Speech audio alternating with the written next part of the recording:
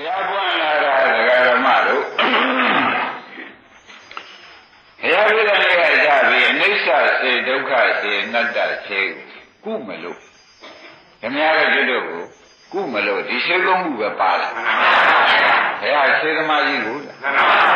အနိစ္စစေဒုက္ခစေအနတ္တစေတွေရည်ပြီးမလားဘူးလားကုလိုက်ရင်ဒကာဓမ္မတွေကငိုးကုန်ကုလိုက်ရင်ဘာ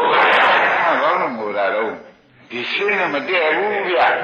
တတိယနိစ္စဒုက္ခအတ္တမှာတည့်တာနိစ္စဆဲစဉ်တည့်တယ်ဒုက္ခဆဲစဉ်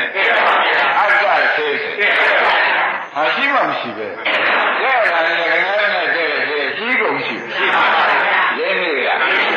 အဲ့ဒါဓမ္မတွေရှိတာကလောကကြီးထဲမှာသဗ္ဗေသင်္ခါရနိစ္စရှိသဗ္ဗေသင်္ခါရဒုက္ခရှိသဗ္ဗေဓမ္မအနတ္တရှိသိကြတာမရှိခဏလေးကြည့်သေးတယ်ဒီထဲမှာတဖုံးမပါဘူးပါလေအဲ့ဒါလည်းငါတို့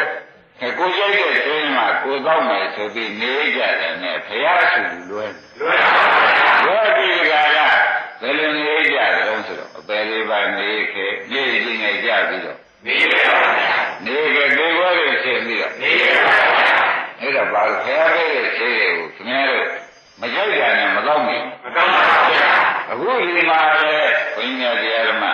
သုံးမတွင်တင်ပြီးကိစ္စဆက်အောင်အမြဲတမ်းဘုံမဟုတ်ပါဘူးခေါ်နေတာတို့လည်းဒီဥစ္စာမတော့နိုင်တဲ့လူတွေတခုရှိဘာဖြစ်လို့လဲတခုကြီးရှိတာဒီကားလည်းမတော့နိုင်ကြဘူးကိုကြိုက်ရသေးမဟုတ်ဘူးရှင်းမလား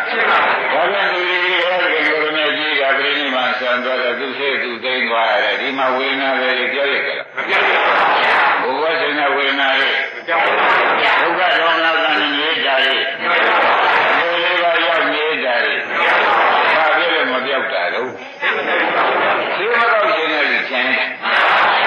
တကယ်ရိမ့်နေအမှန်တမဆိုးလားအဲ့ဒါကြောင့်ငါတို့တရားများပွင့်လာလို့ရှိရင်ဒီနဲ့တော်တော်ချွတ်ရခက်တယ်ဆိုတာပေါ်ရပါပေါ်သေးဘူးလားခင်ဗျားတို့ကကံနာသဖြင့်ဆွဲပြီးငိုဝဲဆင်းနေရလို့ရှိရင်ဖြင့်အတော်ကျင်နော်ကျင်ပါဘူးလားမငိုရကံသူကျင်ရတယ်ငိုရတော့ဒီလိုဖြစ်နေမှမချင်ဘူးဆိုပြီးဒီကလာဆုံးမဲ့ချပြီးဒီကလာနေကြပါလေတဲ့စိတ်သက်ကတော့ဖြင့်တခါရွယ်သေးချာမှတ်ပါနော်အနိစ္စကိုဘယ်တော့မှအာမကုန်နဲ့ဒုက္ခအနတ္တအာမကုန်လို့ရှိရင်သဗ္ဗေဓမ္မအနတ္တအကုန်အနတ္တဖြစ်တယ်ဒါဖြင့်အာဟုရတရားကအနတ္တဖြစ်လို့ရှိရင်ကိုယ်ကလည်းအနတ္တညာနဲ့သူ့ကိုဥပအောင်မဆွဲတော့အနတ္တလိုပဲဖြစ်နေတယ်နဲ့ဖောင်ရ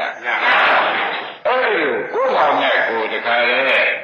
နေရမယ်အလုပ်ကိုခင်ဗျားတို့ကကိုယ်ဖောင်တော့အာမကိုပဲနဲ့ခန္ဓာသစ်ပင်သွားဆွရင်းနေတယ်ကိုယ်ဖောင်နဲ့ကိုယ်ဖြစ်အောင်လုပ်အောင်သဘောပါ